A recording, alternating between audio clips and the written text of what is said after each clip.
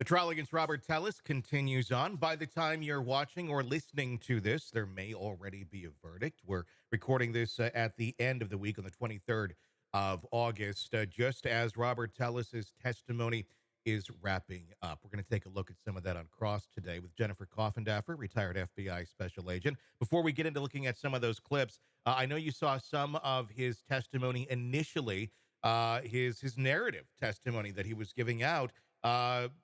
In his attorney, obviously, in that sort of a testimony situation, not sitting there, asking him questions. He's just kind of going off and telling what he thinks is real. What's been your reaction thus far from what we've seen?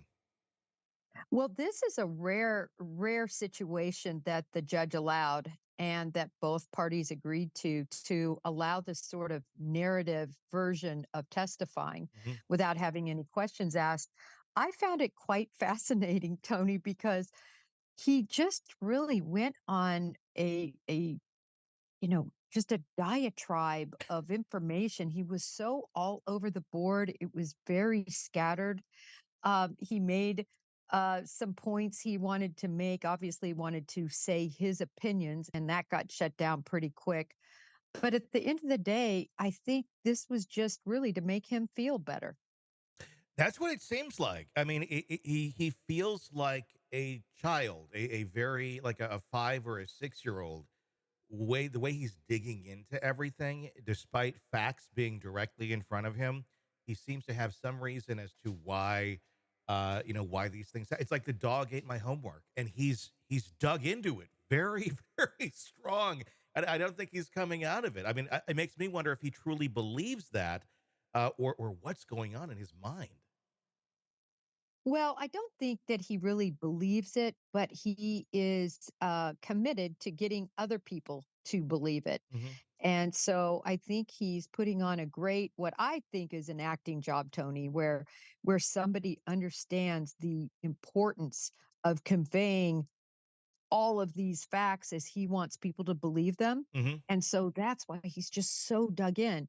And even though they don't make any sense, he just keeps reiterating Yeah. them, hoping, I think, that maybe one juror will buy into his baloney. He feels like a case study in like narcissistic personality disorder. Just watching him continue on early on in his testimony, one of the first things he said was, "My concern is that you hear what I believe took place," and I'm kind of paraphrasing there, but there was a lot of, "This is my concern that you don't see it from my perspective," basically, and there was a lot of "you knows." Predicating everything that he was talking about, which is a very classic sign of kind of narcissism, trying to get people into whatever narrative you're trying to express. And we all say that as a filler quite often, but he was kind of over the top on some of it. It felt. Tony, the first thing I wrote in my notes when I took notes on his testimony was exactly that quote you said, Yeah. where how he started the whole thing off, how important it was for him to let them understand how he thinks, Hmm. not the facts, not what the truth is, but how he thinks about it. And again, I agree with you on, that is a clear narcissistic type view Hmm. that people need to see it how I see it, how anyone else sees it is truly irrelevant. And his really skirting the facts. I loved his whole explanation of when how he cut his finger. There's something that when we interview and what we're taught about interviewing, when people use a lot of detail, Hmm. excessive detail, that is a sign of lying. Yeah. Well, she doesn't really like to have school lunches. Well, now she does, but back then she wouldn't. And so I made her chicken fried rice. And then, as I was cutting it, and then I cut this tip, but you can see it was really cutting this way. And then I used super glue, but then the super glue bottle was closed. So then I had to cut it open. When that happens, it's just for anyone who is taught interviewing skills, it's a red flag. Yeah.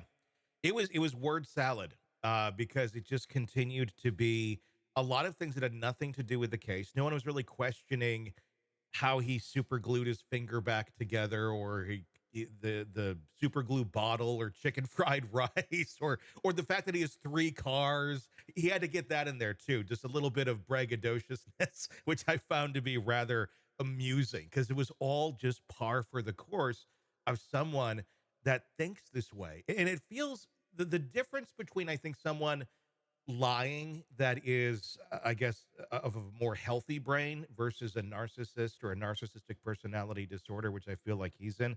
Obviously, I'm not a doctor. Is the fact that as long as everyone sees things through their prism, well, then it's all okay. Everything's right. If everybody sees it through my prism, no problem at all. Someone with a more healthy brain would go, they know I'm lying. That's not a good thing. I'm going to see how long this lasts. But it reaches a level of acceptance with these folks. If you all see it through my prism, we're all good. Facts be damned. There are no facts. There's only what I want you to feel and how I feel about this. And if I feel okay about this, then we should all be okay with it. Yeah, that it it was a terrible example of testifying and really why, if you're a defendant, you should not testify. I have never seen a defendant other than actually, I did see a defendant do a great job testifying because he was actually telling the truth, but that's rare. Yes. You know, so many people are guilty of the crimes they commit. Or there was the recent self-defense case of that woman who talked about her, abuse. That was very real and very relatable because she was telling the truth. Hmm. But when people get up on that stand and they're not telling the truth, it Hmm. just is so obvious to everyone Yeah. watching. In that jury, I can't wait to hear what they have to say if they speak to the media Yeah. about his testimony. I agree. I mean, this feels to me like he's winning the award this year for the worst defendant testifying on the stand. I think last year it went to Alec Murdaugh. It's gonna be a hard one to beat. By the end of the year, we're gonna give it awards. I think in December for this. Hey, thanks for checking out the video. Be sure to follow us wherever you download podcasts, and especially Apple Podcasts, where you can get advanced episode and premium content on our premium channel right there. Also, be sure to follow us on social media so you don't miss any breaking updates on the stories that matter to you most. We're on TikTok, X, Instagram, Facebook. Just search Hidden Killers Podcast with Tony Brueski, and you'll find us right there. Again, thanks for watching.